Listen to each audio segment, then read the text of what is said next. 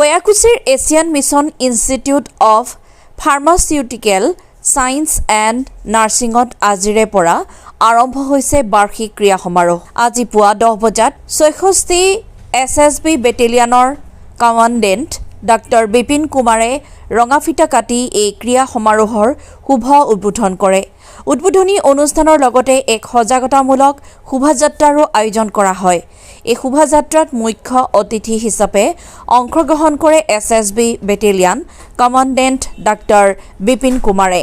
শুভাৰম্ভ অনুষ্ঠানত উপস্থিত থাকে এছিয়ান মিছন ইনষ্টিটিউটৰ পৰিচালক সঞ্চালক ডাক্তৰ আব্দুল কুদ্দুছ সিকদাৰ, ফাৰ্মাচিউটিকেল ছায়েন্সৰ অধ্যক্ষ সুমিত দাস, নাৰ্ছিং বিভাগৰ অধ্যক্ষা কুসুম মঞ্জুৰী বৰগোহাঁই, শিক্ষক শিক্ষয়িত্ৰীসকলৰ লগতে অসংখ্য ছাত্ৰ ছাত্ৰীসকল।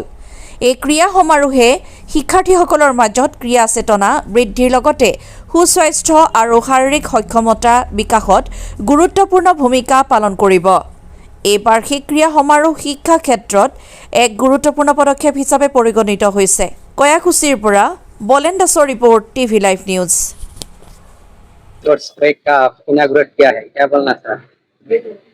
नहीं, ये अच्छी बात है। फर्स्ट मैं तो डॉक्टर सिद्धर और टीम्स को थैंक्स बोलना चाहता हूँ कि इस तरह का इवेंट इन्होंने किया है और ऐसे करते रहना चाहिए। इससे बच्चों के बीच में जागरूकता अभियान और समाजों में एक जागरूकता अभियान हेल्थ की। इस इनॉग्रेट से क्या वार्ता देना चाहते हैं, क्या मैसेज देना चाहते हैं? मैसेज यही है समाजों के लिए कि जागरूकता एक तरह का ये जागरूकता अभियान है इंस्टीट्यूट की तरफ से, और ये करना समाज के लिए भी एक संदेश है कि किसी भी चीज में पार्टिसिपेट करना। और स्पोर्ट एनुअल स्पोर्ट्स है, ये स्वास्थ्य के लिए भी है और जागरूकता अभियान के लिए भी अच्छी चीज। स्टूडेंट्स को क्या कहना है? सॉरी, स्टूडेंट्स को क्या कहना है? स्टूडेंट्स को क्या कहेंगे? स्टूडेंट की अच्छे भविष्य की कामना करते हैं और अच्छी बात है स्टूडेंट इसमें पार्टिसिपेट कर रहे हैं, अच्छी चीज है ये।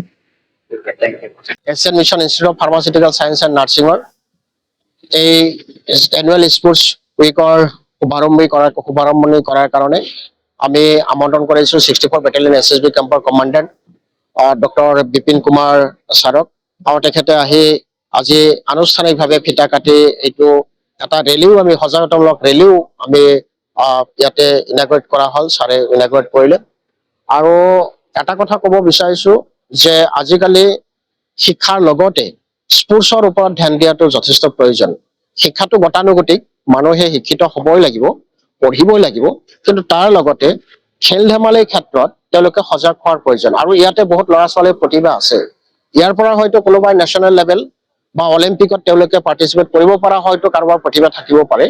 আৰু সেইখিনি টেলেণ্ট শ্ব' কৰাৰ কাৰণে স্পৰ্টছ উইকত তেওঁলোকক আমি সেই সুবিধাখিনি দিয়া যায়।